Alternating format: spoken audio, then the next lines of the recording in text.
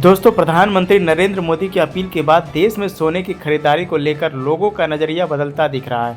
Local circles के एक सर्वे के मुताबिक 61% सोना खरीदने वाले लोगों ने कहा कि वे अगले एक साल तक गैर जरूरी सोना खरीदने से परहेज करेंगे। सरकार का मानना है कि इससे देश का विदेशी मुद्रा भंडार सुरक्षित रखने में मदद मिलेगी। यह रिपोर्ट ऐसे समय में सामने आया जब भारत में सोने का आयात रिकॉर्ड उच्च स्तर पर पहुंच गया है। बढ़ते आयात के कारण अमेरिका और इजरायल मुद्रा भंडार पर दबाव बढ़ रहा है, खासकर वैश्विक तनाव और आर्थिक अनिश्चितता के बीच।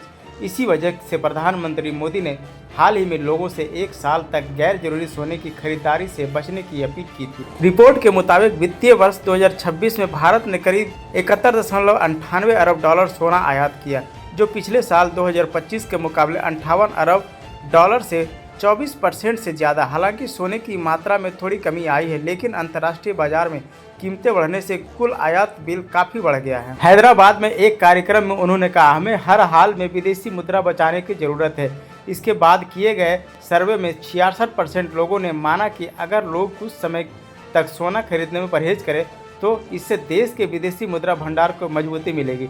रिपोर्ट के मुताबिक सोने और चांदी का कुल आयात बढ़कर 102.5 अरब डॉलर तक पहुंच गया है। सर्वे में शामिल 84,000 लोगों में से 28% लोगों ने कहा कि वे सोने की खरीदारी काफ़ी कम कर देंगे, जबकि 36% लोगों ने कहा कि अगले एक साल तक वे सोना खरीदने की योजना नहीं बना रहे हैं। वहीं 19% लोगों का कहना है कि प्रधानमंत्री की अपील के बावजूद वे सिर्फ शादी ब्याह या पारिवारिक परंपराओं के लिए ही सोना खरीदना जारी रखेंगे।